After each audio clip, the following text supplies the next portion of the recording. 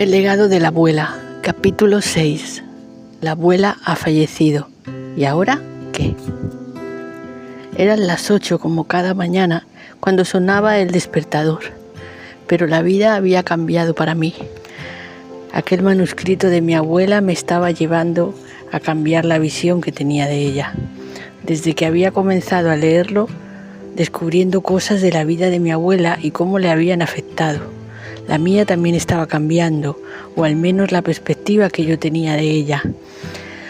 Las cosas tienen la importancia que tú quieras darle y a veces perdemos mucho tiempo y muchas energías en cosas que realmente no lo merecen. Me dirigí a mi trabajo como cada día cuando ocurrió algo que me hizo sentir un gran golpe en el corazón. Sentí como si me dieran una gran patada en el pecho, me costaba respirar. Sonó el móvil, era mi madre. Hija, ven a casa de tu abuela, estamos aquí, ha fallecido. ¿Cómo? Apenas podía hablar. Sí, hija, entre lágrimas y sollozos mi madre me hablaba. Ha sido un paro cardíaco, nos avisó la chica que viene a limpiar. Vale, voy, respondí en estado de shock y colgué. Me quedé parada, inmóvil, en medio de la calle. No podía ser, me repetía en mi mente. Ahora no, ahora que estaba más unida que nunca con ella, no. Apenas podía parpadear. Estaba inmóvil en la calle, mirando al vacío, pero sintiendo cómo una tímida lágrima comenzaba a humedecer mi rostro. Traté de coger fuerza, respiré profundamente y comencé a andar de vuelta a casa para coger las llaves del coche. Al trabajo solía ir caminando porque me pillaba muy cerca, pero la abuela vivía a una distancia bastante considerable de mí. ¿Vivía? ¿Ya no vive? Me quedé de nuevo inmóvil, pero me forcé a seguir y no pensar en ello. Llegué a casa y cogí las llaves del coche, que estaban en un armario detrás de la puerta de la entrada. Me movía como un autómata, estaba en shock.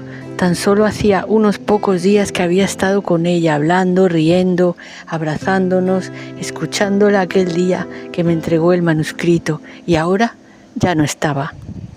Todo lo que tenía de ella era ese manuscrito lleno de vida, lleno de su vida, que ahora era mía y estaba guardada entre esas páginas. Había pensado en conversar con ella sobre las cosas que me había escrito y así conocer más porqués y más cómo de todo aquello que me dejó como legado. Pero ya sería imposible porque se había marchado sin despedirse. O tal vez ella sabía de alguna forma que pronto se marcharía y aquel día fue su despedida, aunque yo entonces no lo supiera. Cogí el coche y me dirigí a casa de la abuela. Cuando llegué y mientras aparcaba, vi cómo se marchaba la ambulancia del SAMUR. Cerré la puerta del coche y me dirigí al portal.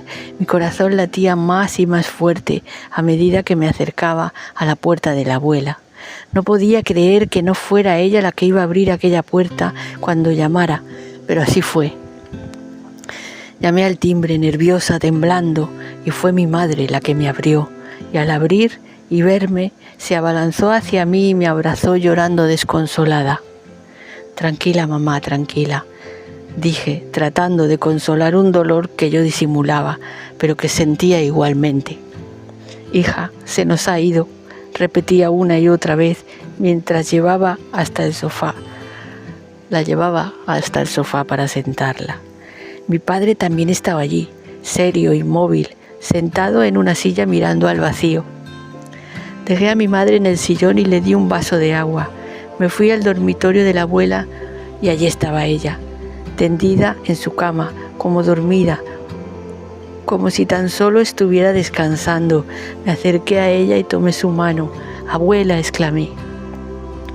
Pero el frío de su mano me hizo comprender que no estaba descansando y que no me respondería. Era un frío extraño, un frío que dolía.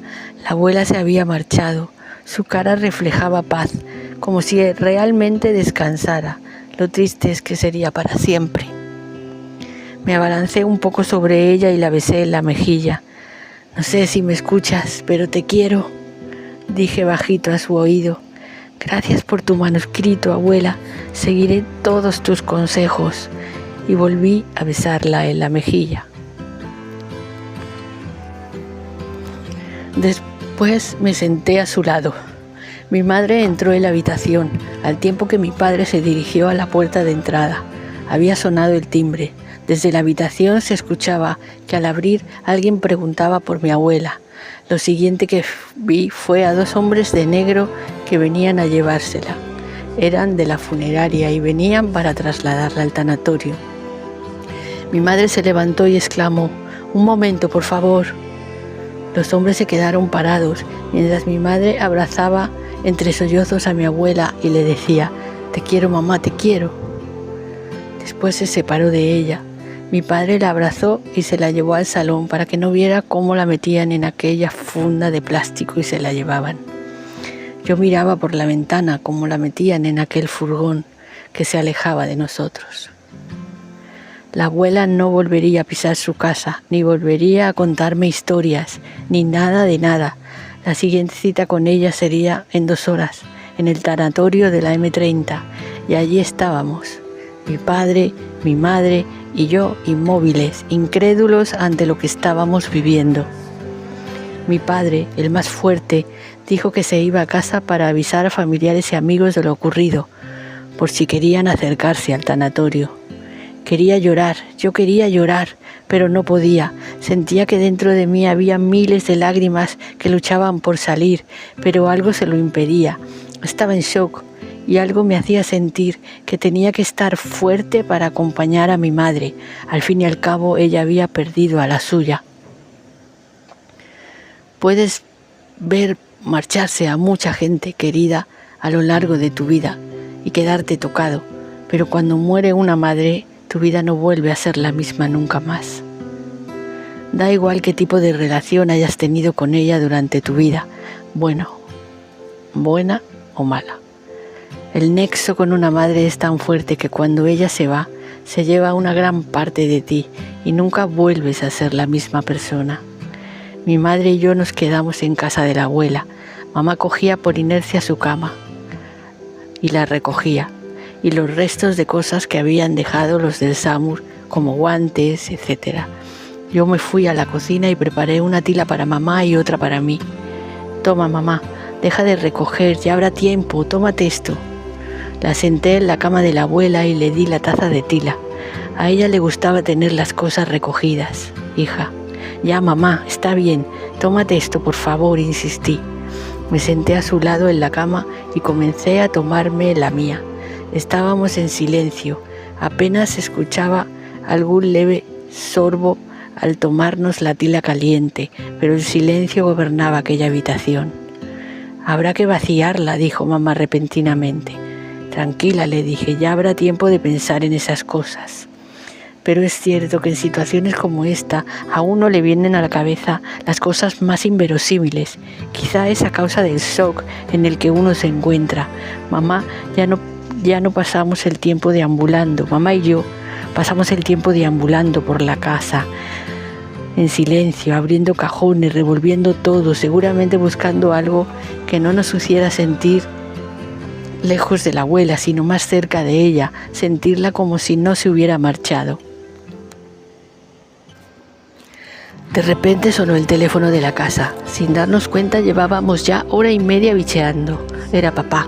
Nos decía que ya había avisado a todo el mundo, a la gran mayoría de amigas de mi abuela y a amigos de la familia, porque familiares realmente solo había una prima de mi padre que vivía en Estados Unidos y nosotros. Esa era toda nuestra extensa familia. Por supuesto, la prima de mi padre le pidió el pésame, le dio el pésame y le envió todo su cariño en una corta conversación telefónica, pero estaba claro que no podía trasladarse desde tan lejos para el funeral de la abuela. De hecho, apenas teníamos contacto con ella. Todo quedó en un sentido, «lo siento muchísimo, primo», y poco más. Mamá y yo cerramos la casa de la abuela y nos fuimos en mi coche al tanatorio. Cuando llegamos, nos dijeron en la recepción que la sala ya estaba preparada. Era la número 3. Cogí a mamá del brazo y juntas fuimos hacia ella. Cuando entramos, mi padre ya estaba allí, de espaldas a nosotras, mirando a mi abuela en aquel ataúd al otro lado del cristal. Todavía no podía creer que aquella persona sin color, sin expresión en la cara, fuera mi abuela, a la que tanto le gustaba reír. Una mujer tan expresiva y cariñosa. Los tres nos pusimos frente al cristal, abrazados, mirándola, llorando, mientras un hombre colocaba a su alrededor las coronas y flores que iban llegando. Los amigos también comenzaron a llegar, abrazos, lágrimas, anécdotas. Sonó inesperadamente mi teléfono. «Sí, dígame», contesté. «Ana», preguntaba una voz. «Sí, soy yo». «Soy Ramón Pérez. Es que no viniste al trabajo y no sabíamos si te había pasado algo». «Disculpe, señor Pérez», contesté. «Mi abuela ha fallecido repentinamente esta mañana y no me acordé de llamar a la empresa». «De acuerdo», contestó muy comprensivo. «Tómese 2 días y después llámeme para ver lo que hacemos. Y lo siento mucho, Ana». «Gracias, señor Pérez. 1000 gracias». Colgué y volví junto a mi madre. La tarde transcurrió así, rápidamente. Me di cuenta sobre las 6 que no habíamos comido nada, ni mamá, ni papá, ni yo. Aunque la verdad, yo no tenía muchas ganas de comer y suponía que mis padres tampoco, pero llevarlos, aunque fuera a la cafetería fuera de allí, sería una buena excusa para que mamá respirara un poco. Me acerqué a ella. Estaba sentada en un sillón de la sala, mientras una de las amigas de la abuela le contaba 1000 anécdotas. Parecía que escuchaba, pero yo sabía que su mente estaba en blanco, no escuchaba ni veía nada, estaba sin estar. Le pedí disculpas a la mujer por llevarme a mi madre y volví a cogerla del brazo para sacarla de allí. «Mamá, vamos, ven conmigo, tienes que comer algo», le dije bajito. «No tengo hambre, hija», me contestó.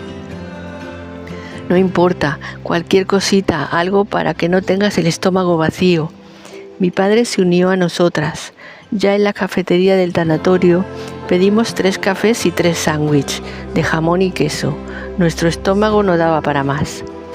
Mientras comíamos los sándwiches, agotados y hundidos, me vino a la mente que mi madre no sabía nada de aquel manuscrito que la abuela me había dado. No sabía si debía decírselo o no, y si se lo decía y mi madre me lo pedía para quedárselo ella. Al fin y al cabo, también parte de su vida con ella estaba allí reflejada. Pero la abuela me llamó a mí expresamente para dármelo. No quiso que lo tuviera mi madre o mi padre ni nadie presente, solo ella y yo. Quizá es que no quería que nadie lo conociera más que yo. Todo era un lío, un dilema. Mejor lo decidiría en otro momento. Aquel realmente no era el mejor entorno para pensar, ni en eso ni en nada. Terminamos de comer y volvimos a la sala. Una trabajadora del tanatorio nos preguntó si íbamos a velarla allí toda la noche. Mi madre le dijo que no, volvería a casa hasta que la incineraran, que no la dejaría sola toda la noche. Así que teníamos una larga noche por delante. A medida que iban pasando las horas, la gente se iba marchando. Sobre las 3 de la madrugada, solo quedábamos allí mis padres, una amiga de toda la vida de mi abuela y yo. La noche pasó en aquella fría sala de tanatorio, entre llantos, silencios, anécdotas y muestras de afecto. De vez en cuando me levantaba y me ponía frente a la abuela, mirándola. Su rostro estaba impasible, incoloro y pertérrito. Deseaba que abriera los ojos, se levantara y todos fuéramos a casa, como si todo hubiera sido un mal sueño.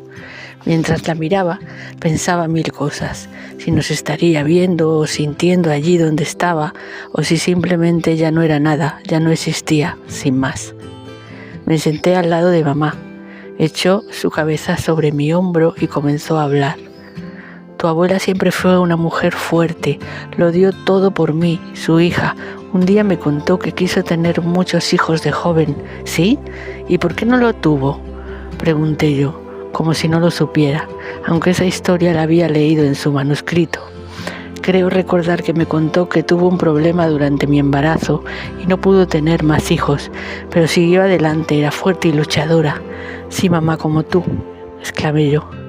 Qué va, hija, yo no soy nada comparada con tu abuela. Algún día te contaré más cosas. En ese momento pensé que quizá ella sabía todo lo que había vivido la abuela y no era necesario hablarle del manuscrito. Llegaron las 10 de la mañana. Algunos de los amigos comenzaron a llegar de nuevo.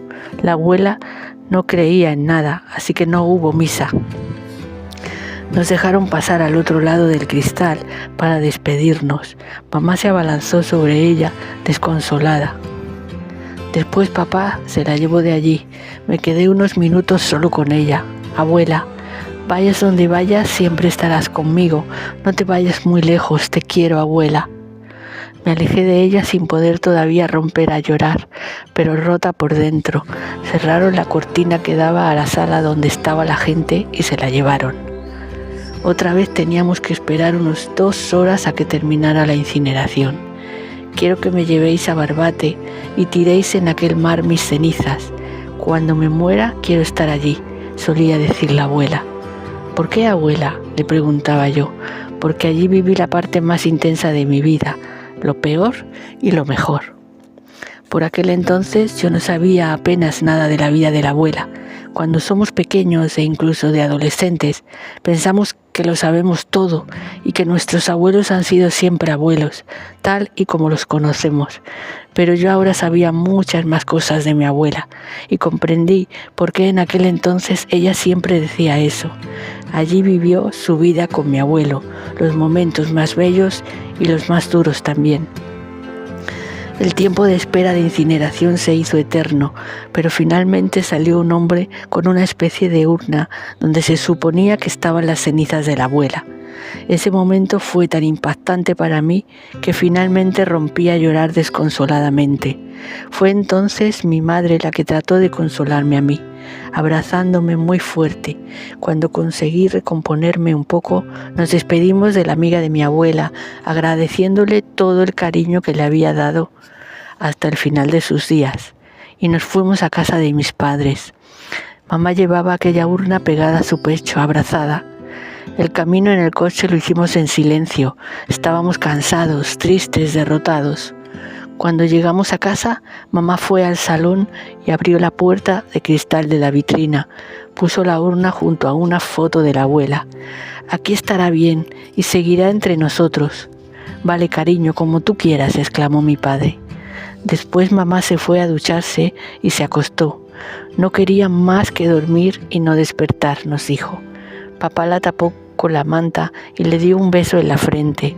Después cerró la puerta del dormitorio y la dejó allí para que descansara.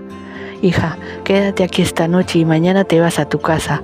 Tú también estás cansada, no debes coger más el coche. No, papá, prefiero ir a casa, así no tendré que volver a salir mañana. Como quieras, hija, me dijo mi padre mientras nos abrazábamos. Cuida de mamá y descansa tú también. Claro, hija, y si necesitáis algo, me llamas, papá. De acuerdo, hija, anda, vete a casa y descansa. Cerré la puerta y bajé las escaleras hacia la calle, despacio, con la mente en blanco, agotada.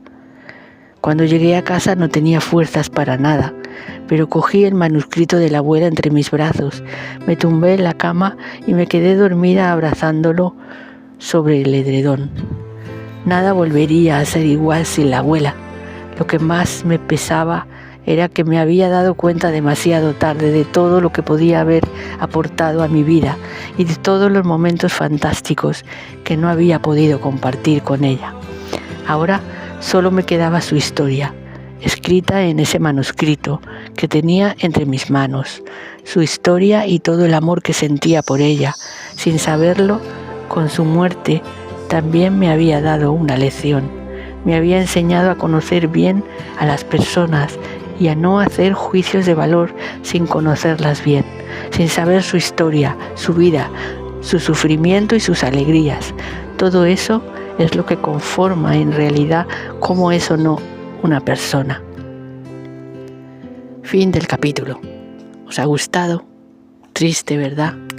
Bueno, si queréis seguir sabiendo lo que ocurre a continuación y lo que tiene que vivir Ana, ya sabéis, en el próximo capítulo, darle a la campanita para que os avise cuando vaya a llegar darme un like que me ayuda un montón y suscribiros al canal y pasárselo a vuestros amigos para que disfruten también de esta historia emocional. Nos queda muy poquito para terminar la historia. Pronto sabremos el final. Nos vemos pronto.